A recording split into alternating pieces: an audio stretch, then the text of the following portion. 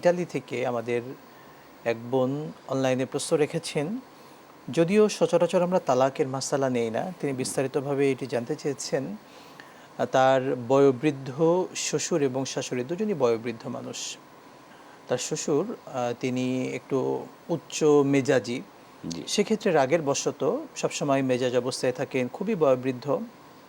কিন্তু এই পরিস্থিতিতে তিনি রাগের মাথায় তার স্ত্রীকে তালাক দিয়ে ফেলেছেন এবং 3 তালাকই দিয়ে ফেলেছেন। কথাটা এইভাবে ছিল 1 2 3। জি জি। তো এক্ষেত্রে বয়োবৃদ্ধ অবস্থায় এবং তিনি মাঝে মাঝে এভাবে রাগের কারণে মেজাজও হারিয়ে ফেলেন এবং তার জ্ঞানও প্রায় হারিয়ে যাওয়ার মতো হয়। তো এই সিচুয়েশনে এই তালাকের বিধানটি কি হতে পারে, ইসলাম কি বলে? রাগের মাথায় হোক আর যেভাবে হোক, হাসতে হাসতে তালাক দেখ আর রাগের মাথায় তালাক দেখ, তালাক পড়ে যাবে। জি।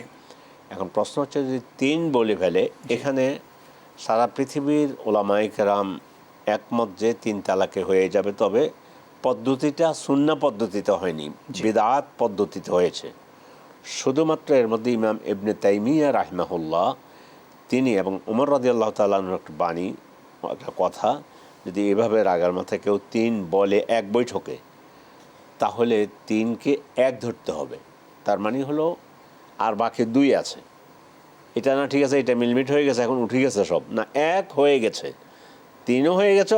সিংহভাগ আলেমদের কথা 1 হয়ে গেছে।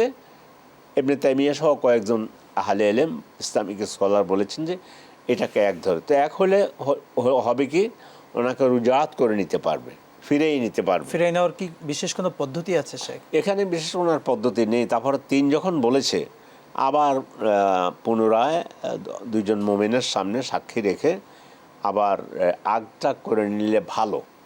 এমনি যদি নিয়ম মুআফিক 3 তালাক দেয়, 1 তহুরে 1 তালাক দিয়েছে, জি, 1 তহুরে 1 তালাক দিলে 1 পড়েছে, এ অবস্থায় ফিরে নেওয়ার জন্য নতুন করে আগদের প্রয়োজন হয় না।